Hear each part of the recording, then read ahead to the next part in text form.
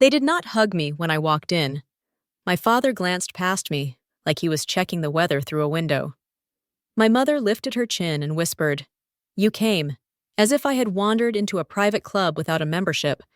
No one waved, no one made room. I was still their daughter, technically. The hush behind the music felt like a familiar fog. I arrived alone. No entourage, no glittering gown, just a navy sheath I had once worn under a coat no one ever saw. The Crown View Ballroom in downtown Denver was all glass and chandeliers, every table crowned with white roses and small gold place cards. Laughter rolled through the room like easy thunder. My heels clicked against marble as I searched for one face that felt like home. Near the photo wall, my mother held a flute of champagne and gestured proudly at a frame of my younger sister, Elena. My father stood beside her, beaming. The caption read, "Elena Monroe, valedictorian, Stanford, class of 2012. There was no frame with my face. I had been student body president, orchestra chair, founder of the International Relations Club, but you would not know it from the curated shrine on the wall. I took a slow breath and stepped closer. My mother noticed me at last. Her smile dimmed a fraction, the way lights do before a storm. "Oh," she said, as though air had been disturbed. "You came." My father turned. His eyes landed on me and moved on, like a coat on the wrong chair. No hug. "No, you look beautiful. No, we are proud of you." "Where are you sitting?" my mother asked, already tilting her head toward another conversation.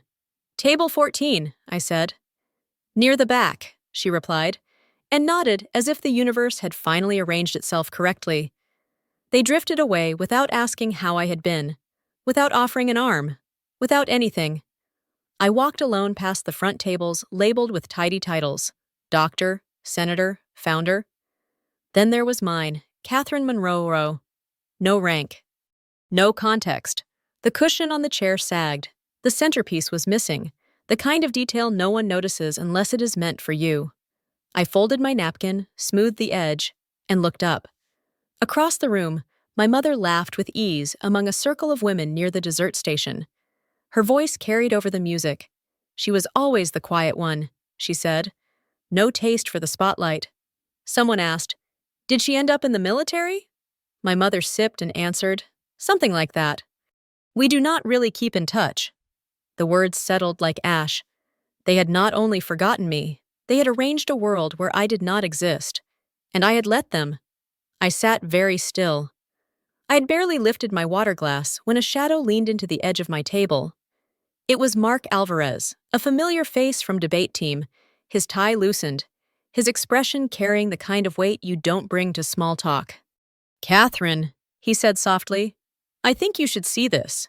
He slid his phone across the table, screen glowing with an email I didn't expect to ever read. The subject line, "Removal Request, Catherine Monroe." My heart stumbled. It was dated 15 years ago, sent from my father's office email to the Ridgewood High Alumni Committee. The words blurred as I tried to take them in. Given Catherine's decision to discontinue her traditional academic path and pursue military service, we feel her inclusion on the alumni honor roll may cause confusion about our family's values and narrative. Kindly remove her name from any future recognition. Thank you for your understanding. I stared at the email until the letters pulsed like static. It wasn't just the rejection. It was the deliberate politeness, the careful precision. A lifetime reduced to a liability, packaged in courtesy. My father had not simply turned his back. He had pressed delete. Mark's voice cut gently through the roar in my head. There's more." He swiped again, another message. This one to the Department of Defense Recognition Board.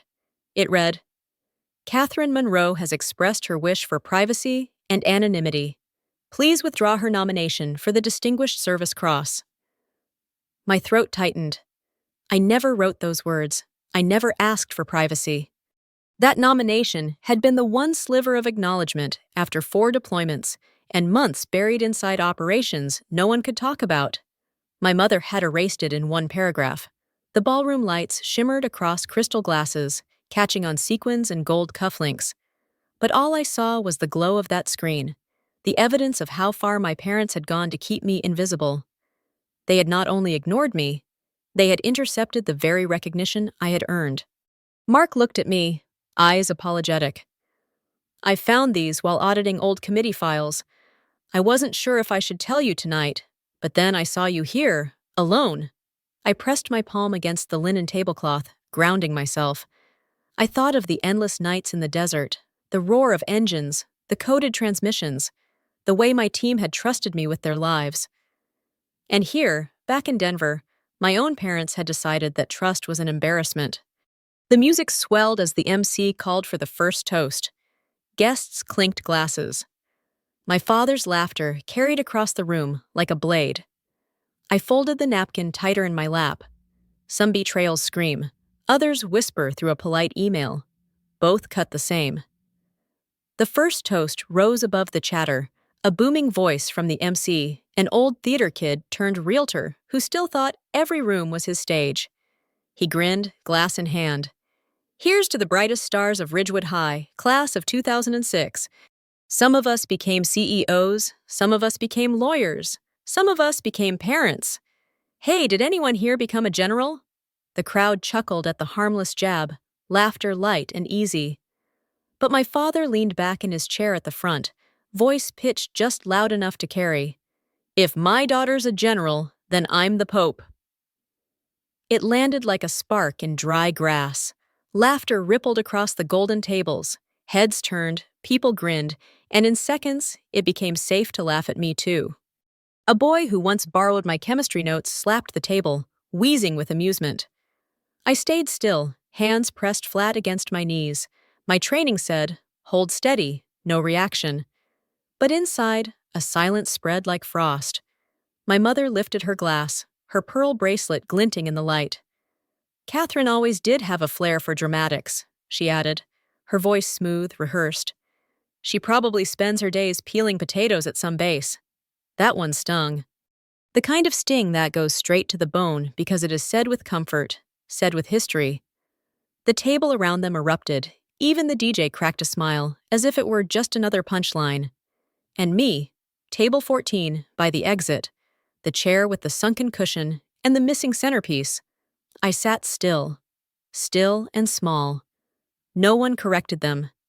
Not one voice rose to say, actually, she led operations you'll never hear about. Not one person reminded them of the medals buried in Pentagon files. Even Mark, 2 tables away, shifted uncomfortably but lowered his gaze. The slideshow began next, photos flashing across the screen. Proms, graduations, college move-ins, Elena with her Stanford diploma. Smiles bright, futures certain. No picture of me. Not from orchestra, not from debate, not from the day I left for West Point. When my name finally did appear in a group shot from Model UN, the camera had blurred my face in the back row. Someone behind me whispered, "Didn't she drop out right after that?" The crowd chuckled again. I stared at the screen until my vision blurred. I remembered that night clearly. I had given the final speech, the one that won us first place. But on the slideshow, the camera had zoomed on Elena's awkward smile in the corner, blazer 2 sizes too big. She hadn't spoken a word. It was then I understood. I wasn't forgotten. I had been rewritten. Erased with such consistency that the lie became the truth in this room. And the worst part was how easily they laughed, how comfortably they lived in that truth. The applause thundered for Elena, and I sat alone, steady, silent, my jaw tight against the weight of everything unsaid. The walls of the ballroom felt tighter with every round of laughter. I excused myself, slipping through the side doors and out onto the balcony. The Denver night air cut cold against my skin, but it felt cleaner than the thick sweetness of champagne inside. Below me, the city lights sprawled across the valley, blinking like a million unanswered signals. For a moment, I let my shoulders sink. My parents' voices still echoed in my ears. Potatoes, dramatics, the Pope. And I wondered how many years it had taken them to polish those lines until they gleamed with cruelty. They hadn't just erased me from slideshows or alumni boards. They had erased me from their story altogether. I leaned against the railing, breathing slowly. And then, my phone vibrated. not the usual buzz of a text. A coded pulse, sharp and deliberate. My secure line. I unlocked the black device tucked inside my clutch, pressing my thumb to the sensor. The message flared on the screen, stark against the dark. Operation Aegis Escalation. Level 3 breach confirmed. NATO systems compromised. Immediate response required. The words cut through me like a current. This wasn't theory anymore. Aegis wasn't a drill. Somewhere across the ocean, an enemy's hands were inside our digital defenses, and the world was seconds away from consequences no one in that ballroom could even imagine. I stepped quickly back into my suite upstairs, closing the door behind me. The laughter from the ballroom muffled into a distant hum. I pulled the black case from under my hanging dress. The biometric locks clicked open. Fingerprint, voice recognition, retinal scan. The lid rose with a soft hiss, revealing the polished uniform I had folded with care, and the commendations I never spoke of. The single silver star glinted under the light. Lieutenant General, a title my parents would never say out loud. For years, I had believed silence was protection, that if I kept my head down, they could not use my service as ammunition against me. But as I stared at the uniform, I understood silence had been permission. It had let them rewrite me. I slipped off my heels and sat at the edge of the bed, staring at the mission board scrolling across the secure device. Routes lit up in red, coded strings flashing with urgency. They were waiting for me, my team, my country, my real family. The ballroom music shifted into a jazzy beat below, applause rising again. But here in the quiet, another sound filled the room. The steady thrum of responsibility, the reminder that while my parents mocked me as a ghost, I was still the axis holding an unseen world together. I closed the case. Decision made. This time, I would not let their laughter be the only noise attached to my name. The music had just swelled into another round of applause when the sound hit, low at first, a distant hum, then a pounding rhythm that rattled the glass chandeliers above the ballroom. Conversations faltered. Wine glasses trembled against polished wood. Heads turned toward the tall windows draped in velvet. The steady thump of helicopter blades sliced the night. Shadows swept across the ceiling as searchlights carved through the Denver sky. Guests rushed to the glass doors, phones raised, voices lifting in confusion. What is happening? Who called that in? My father stood near the stage, brows furrowed. My mother clutched her pearls as if they might anchor her. Elena whispered something that made the women around her laugh nervously. None of them were laughing when the front doors blasted open with a burst of cold air and noise. 2 officers strode in, uniforms pressed, boots echoing sharp against the marble floor. Their eyes swept the room like scanners until one of them, Colonel Hart, locked onto me at table 14, the forgotten seat by the exit. He cut through the crowd without hesitation, ignoring the senators and CEOs clustered near the front. He stopped 3 feet from me, boots planted, chest squared. Then he saluted. "Lieutenant General Monroe, ma'am. The Pentagon requires your immediate presence." Silence collapsed over the ballroom. Forks hung midair, breath caught in throats. I rose slowly, steady, the air vibrating with rotor thunder outside. My mother's smile slid from her face like melting wax. My father's wineglass tilted in his hand, spilling red down his cuff. Elena's mouth opened and closed without sound. Colonel Hart extended a folder, the seal of national security stamped across its cover. Operation Aegis Escalation confirmed. Extraction window authorized. Chopper is ready. The crowd murmured, disbelief rising like smoke. "She's a general." Did he say general? No, that cannot be. Someone whispered, "That's the daughter. That's Catherine." The MC, microphone slack in his hand, stammered into the silence. Wait, she's military?" I took the folder, tucked it under my arm, and nodded once. My voice cut through the stunned hush. "Confirmed." A ripple of gasps spread through the ballroom. My father finally found his voice, brittle and cracking. "Catherine, what is this? What?" I looked at him for the first time all night. "It is everything you never wanted to see." Hart turned toward the doors. "Chopper's waiting, ma'am." The applause that had filled the ballroom minutes earlier was gone. In its place was the kind of silence that makes the air heavy, the kind that follows truth when it walks into a room uninvited. I walked past my family, past the golden tables, past every laugh that had erased me, and the sound of the helicopter blades roared like vindication. The ballroom doors had barely stopped quivering from the wind when another voice rose above the stunned silence. A woman in a slate gray suit, press badge clipped to her collar, stepped forward with a sheet of paper trembling in her hand. Her voice wavered at first, then steadied. "I've just received this," she announced. "An internal leak from the Ridgewood High Alumni Board. It contains correspondence from Mr. and Mrs. Monroe dated 2010. Gasps rippled through the crowd. Every head pivoted toward the stage where my parents stood frozen, caught in the spotlight of their own undoing. The reporter cleared her throat and read aloud. "Given Catherine Monroe's non-traditional career choices, we believe her inclusion in the alumni honor roll would confuse the narrative of our family values. Kindly remove her name from future recognition." The words sliced through the room like glass breaking. A second page rustled in her hand. "Additionally, we request that any nominations regarding military commendations be withdrawn, as Catherine has expressed a desire for privacy." A hush fell so deep you could hear the chandelier's buzz. Every whisper that had once mocked me now turned inward, folding back on itself. I stepped forward, the folder still under my arm. My eyes locked on my parents. "You didn't just reject me. You erased me."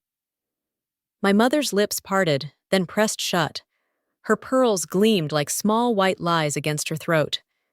My father took a half step forward, words catching in his throat.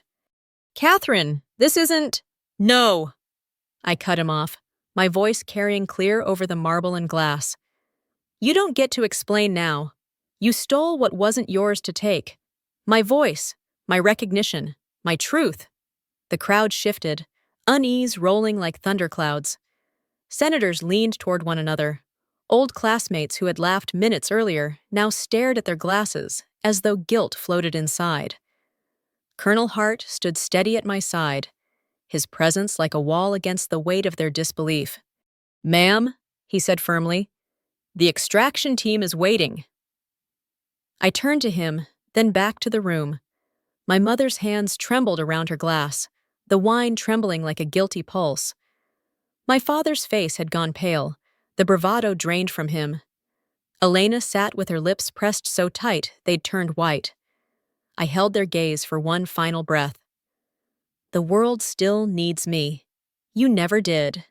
Then I pivoted, walking through the parted crowd. No applause followed, no laughter, only the sound of boots echoing in rhythm with mine. Outside, the helicopter thundered like judgment, blades tearing through the night sky.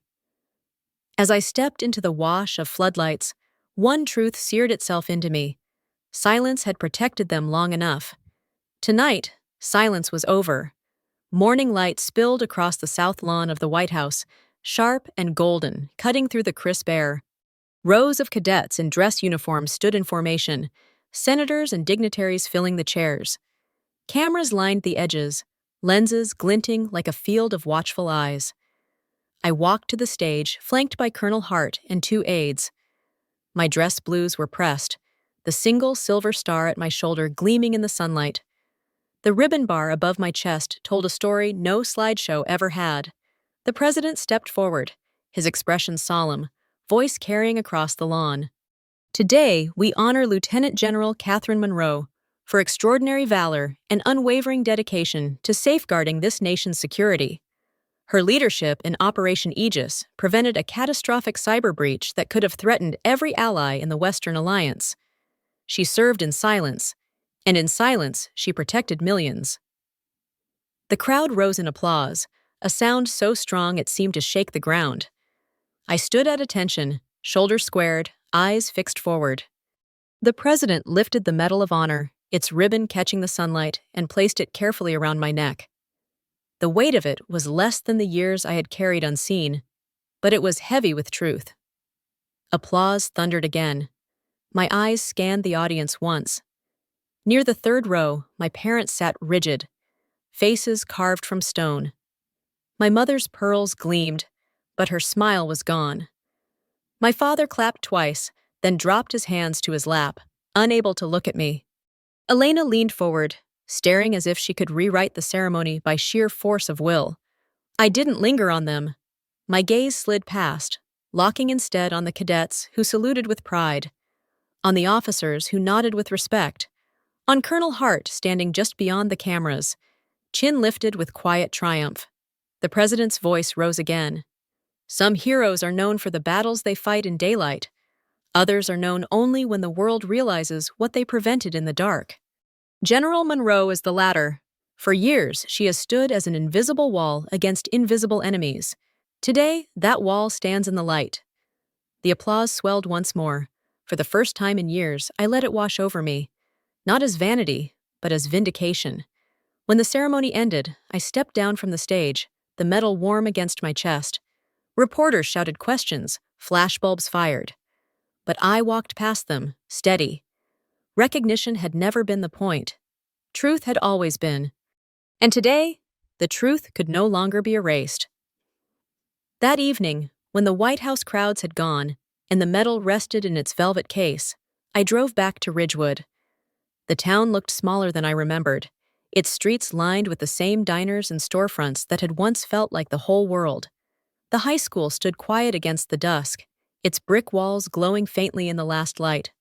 I walked through the doors, my heels echoing in the empty hallway, until I reached the Hall of Legacy. There it was, new, polished, impossible to ignore. A bronze plaque mounted beside the photos of valedictorians and Ivy League graduates. Simple words etched into metal. Catherine Monroe, led in silence, served with honor. I reached out, fingertips grazing the letters. It wasn't gold or marble, but it was real. A truth that no parent, no email, no carefully rewritten slideshow could take away. Behind me, a group of cadets from the local ROTC program shuffled nervously, whispering to each other. One of them, a girl barely 18 with freckles and a uniform too big for her shoulders, stepped forward. "Ma'am," she said, her voice trembling. "You're the reason I enlisted. My brother showed me an article about you last year. I thought, if she can do it, maybe I can too." For a moment, my throat tightened. I nodded once, steady. "Then carry that reason with you. It will take you further than applause ever will." Her eyes shone as she saluted. The others followed, awkward but sincere. And just like that, I knew this was where my legacy lived. Not in the eyes of parents who had erased me, but in the resolve of strangers who chose to see me. I left the hall quietly, the plaque glowing behind me. I did not look to see if my parents ever returned to witness it. I did not need to. That is the truth about being abandoned. Once you stop begging to be welcomed back, you gain the freedom to choose what you carry forward and what you finally set down. The helicopter, the medal, the applause, none of it outweighed the lesson etched deeper than bronze. Silence can be survival. But it can also become consent. And when those who should have loved you most try to erase your name, you owe it to yourself to speak, to stand, to live so fully that the truth cannot be denied. I walked out into the night, the air sharp with autumn, my head high. For the first time, I did not feel erased. I felt undeniable.